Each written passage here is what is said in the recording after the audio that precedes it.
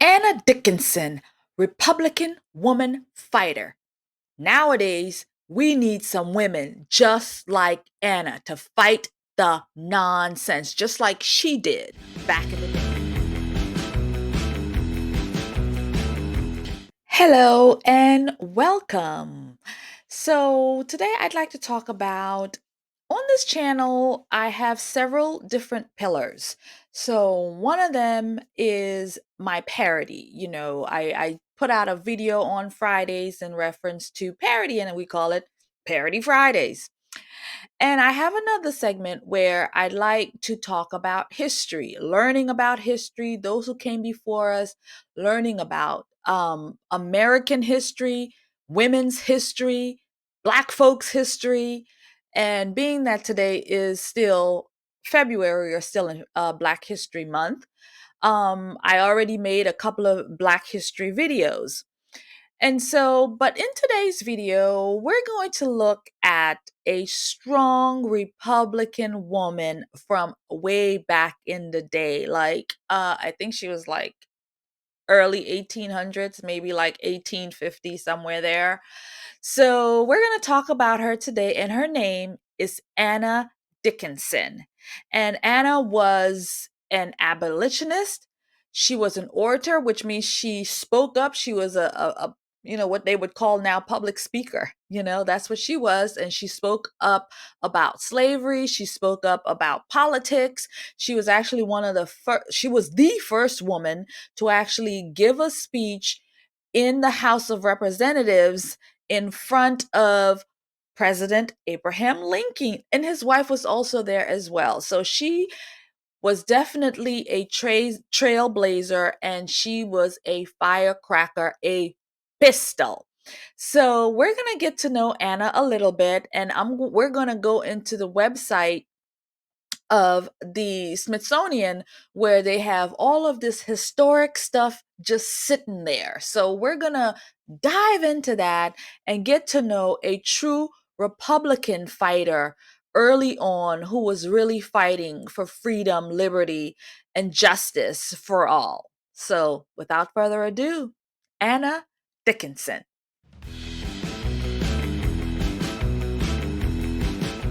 Hello, friends, and welcome to the Conservative Poet. I am Amania, and I want to say thank you to all of the new subscribers. We got a whole lot of people that hit that subscribe button, and I want to say thank you for doing that, because I will surely work hard to entertain you, to bring you information, and just to be the fighter out here in the streets for you. So, thank you for subscribing. God bless you and God keep you.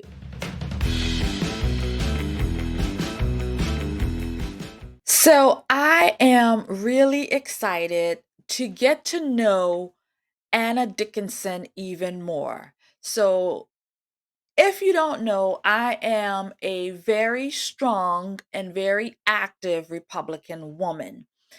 And and I love to look at women in the past who has come before and who has done it. And so in this time of our lives, we have so much that we're facing, but women has been facing these issues way before. And so I think it is good to grab strength from the women of yesteryear so we can proceed with the work that we have to do now. Like when we look at what's going on in the country, we look at how the Democrat Party is turning this country into something I can't even recognize. But back in the day, women were standing up for things also.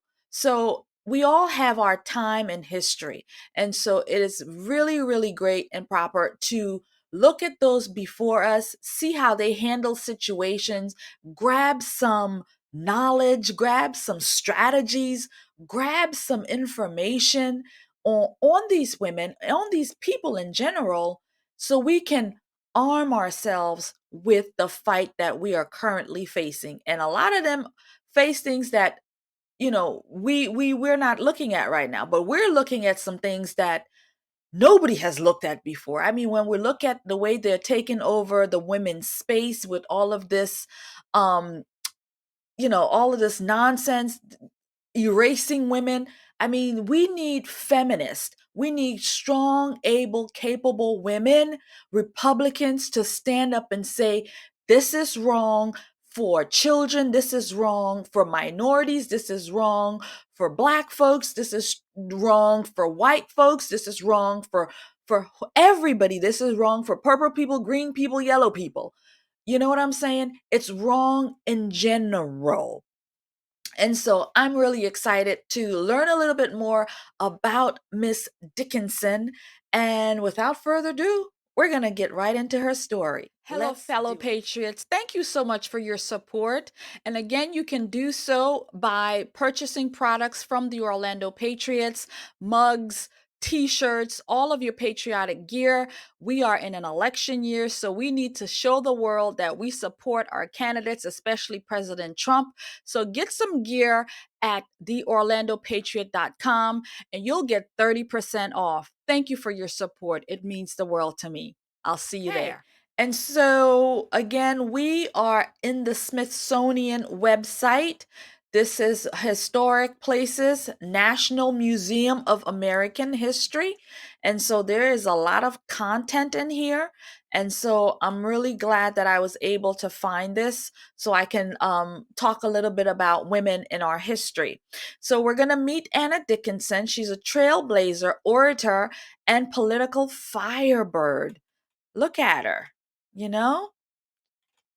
Okay, so we're going to just read about her here, and at some point we'll stop reading about her.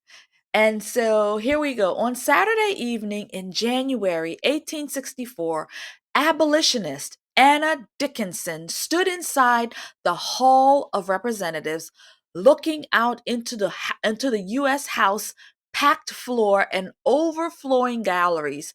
2,000 members of the public, senators, representatives, cabinet members, the First Lady Mary Todd Lincoln, and even President Abraham Lincoln himself were crammed into a hall to witness her speech, which would later be dubbed the season for the reason. For over an hour, she held her audience spellbound, assailing the institution of slavery and rarely looking down at her notes. I should have notes, right? But look at her outfit. She looked like she was a strong woman. Strong woman. At only 21 years of age, Dickinson cemented her status as one of the most famous abolitionists in the nation. But it was a shocking news article that sparked her first foray into public activism when she was just 13 years old. Wow. 13. She was hitting the ground at 13 getting her point across. Wow. Tough girl. In 1856, Dickinson read an article about a teacher from Kentucky who was tarred and feathered. Oh my God, tarred and feathered. For speaking out against slavery. So here's some things that she had to deal with. Imagine people being actually tarred and feathered. Like, it's like bizarre, right? But that's what happened back then. So, outraged by this injustice, she wrote a letter to one of the nation's leading anti slavery newspapers, The Liberator, calling out Northern men who prayed change would come. Oh God, they prayed change would come, but did not actively fight against slavery. Patience, she argued, was not an effective tool for change. So I'm going to stop here. So she called out, again, she was Republican, so I'm guessing she called out conservatives and Christians and pastors and so on, and she called them out. She said, praying isn't enough. Praying isn't enough. We need more than you just praying. We need to get to work. Again, the Bible says faith without works is dead. And so this is great. And what we can look to right now in our own time is the same concept. You know, well, the thing is, people aren't even praying these days, so that's a different story. But in our Republican Party, we have these people that come out here on the news, Lindsey Graham, come out here on the news and talk about all of these things and do nothing. You know, they do nothing. In his state of Georgia, this Fannie Willis nonsense should have been handled. There should have been investigations, you know? But no, they just sit back and they just let things happen. And so this Fannie Willis's thing could have really been, nipped in the bud. Georgia. Isn't he from Georgia? Oh no, I think he's South Carolina. But any of it doesn't matter. What I'm saying is, or is he North Carolina? He's with Tim Scott. I think he's South Carolina. He's South Carolina. Forgive me, forgive me. Anyway, but my whole point is that all of these people are always out here on these news networks talking about this. They're always on Hannity. They're always there talking, and no action. So back then, the men prayed, and no action. So she called them out and said, we need action. Faith without works is dead. We need action. And so I'm going to talk to the men now, the people now, our conservative party now. Faith without works is dead. So we need action. And I'm going to move on. Okay, so here's a historic piece. This is the address, members and friends. This was the invitation. Anti-Slavery Society during the annual fair. Okay, so this was what people received to go to the pamphlet of the Pennsylvania Anti-Slavery Society, an abolitionist organization that sponsored many of Anna's lectures, courtesy of the Smithsonian. Okay, so even in her early childhood, Dickinson was surrounded by activists who encouraged her to stand up against injustice. Born to a Quaker family in Philadelphia in 1842, Dickinson was raised by parents who were ardent abolitionists. They hosted the famous abolitionist Frederick Douglass in their parlor and even hosted fugitives from slavery. Well, we love Frederick Douglass, so I knew this was coming. So pamphlets on him. We love him. And we love him. This is our book on Frederick Douglass, How We Are Frederick Douglass Republicans. And that's who I am. I am a Frederick Douglass Republican. Anyway, our friend, writer K. Carl, pick one up, help him out. Great information in there. Now, after her father passed away, her family continued to socialize with Douglass and other notable abolitionists, including Wendell Phillips, Lucertia Mott, and William Lloyd Garrison, the editor of The Liberator, who would later become Dickinson's mentor. Shortly before the Civil War broke out in 1861, Dickinson began delivering lectures on slavery and women's rights across the North during a time when it was unusual for women to speak publicly about politics. I could see that. In the 1800s, the cult of domesticity defined middle and upper class women's virtues as piety, chastity, submissiveness, and women's spaces as the home, not the lecture stage. Oh, okay, I see. She weren't welcome on the stage. They said that she should have been home cooking, cleaning, and so on. However, Black and white women abolitionists like Sojourner Truth and Luceretta Mott helped pave the way for Dickinson to claim space in public discourse. Here she is right here in the middle. Probably have to do research on these other fine women. But Anna Dickinson featured in the center with other prominent 19th century reformers who frequently lectured to public audiences. Again, courtesy of the Smithsonian. Coming of age in a wake of the 1846 Seneca Falls Women's Rights Convention, Dickinson delivered from traditional argument imposed by women to justify participation in public conversation. She rejected the claim that women's supposed benevolence and morality permitted them to condemn slavery. Instead, Dickinson developed arguments that appealed to the minds of her audience, leveraging historical and legal research as well as their hearts. By exposing them to the evils of slavery and opposing and oppression of Black Americans. She also frequently incorporated her biting sarcasm into her speeches to drive home her points. Sounds familiar to me. I do tend to dabble in a little sarcasm to get my points across. We call it parody these days, but it's good. It's sarcasm just the same. Okay, so even as Dickinson broke traditional gender norms as a woman on the lecture circuit, she often received criticism from journalists who questioned her intelligence and right to voice her arguments. Freedom of speech, hello.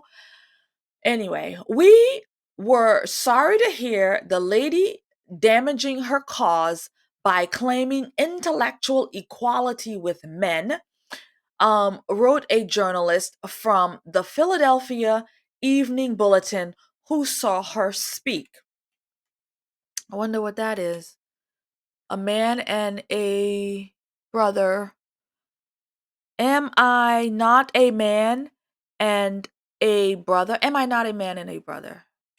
Pretty powerful. Medallion embellies the words, am I not a man or a brother? Although newspapers scrutinized Dickinson through a stereotypical gendered lens, her admirers were rused by her compelling anti slavery arguments and magnetic stage presence. So she had some stage presence. They called her eloquent, brilliant, witty, and a modern day Joan of Arc. She captivated the leaders of Lincoln's Republican Party, even though she did not have the right to vote, obviously because she was a woman. In Pennsylvania and Connecticut, she campaigned for Republican Party candidates who faced Confederate scrutinizers in elections for governors, and she was credited with securing their victories. Wow, she did good work on the ground. She did good work on the ground. By the time Dickinson arrived in the Hall of Representatives in 1864, she had delivered dozens of lectures across the North. During her speech, she bravely criticized Lincoln, who was sitting in the audience, for not having a plan to adequately protect the rights of newly freed African Americans and for an unequal treatment and pay for Black U.S. soldiers. When the president was asked for a few words after, he said he was too embarrassed to speak. So she called him out, friends. She called out the president, Lincoln, to his face. While Dickinson's speech in Washington, D.C. was a pivotal moment in her career as an orator, it wasn't the last time she would stand up for the cause she believed in. Later in life, Dickinson continued to fight for social justice issues. I'm sure it's not the same social justice issues we know of today. And she, including Black male suffrage, women's rights, and workers' rights. She became a novelist, a playwright, and an actor, often taking on traditionally male roles in her acting. Oh dear, oh dear, oh dear, oh dear. And climb mountains in Colorado. My God, what kind of woman would climb mountains and take on male roles? Any event, this is a historic figure that we're learning about. Although her celebrity faded and her years of activism took their toll, Dickinson broke boundaries as a political orator and expanded opportunities for other girls and women to engage in public sphere. So she was an advocate fighter for women, and that is what we need in our party. This is what we need in the country. This is what we need across this great land. So thank you, Anna Dickinson, for your service, for your gumption, for your work in pushing what? Pushing women's rights forward. Thank you.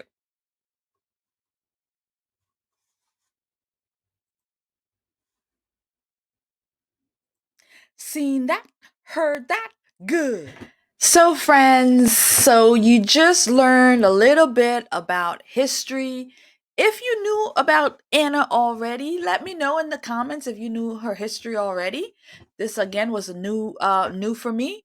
And if you didn't, say, hey, I learned something about our strong Republican women of yesteryear. So that's gonna be the video, guys. I'm really happy to bring you guys this information because we need to learn our history, because again, there are strategies in our in these historians. There are strategies in people who came before us. There's things that we can learn as a party, as women, as conservatives, as Christians, as there's so much that we can learn. And so I am so thrilled and happy to have this platform where I can share information like this, and so we can all learn a little bit, so you can tell somebody, you know what, I learned about a historic woman. Her name was Anna Dickinson, and she was a strong Republican woman, right? So any event, thank you so much for watching, sharing, subscribing, and I'll see you in another video. God bless you and God keep you. Strong Republican woman. Strong.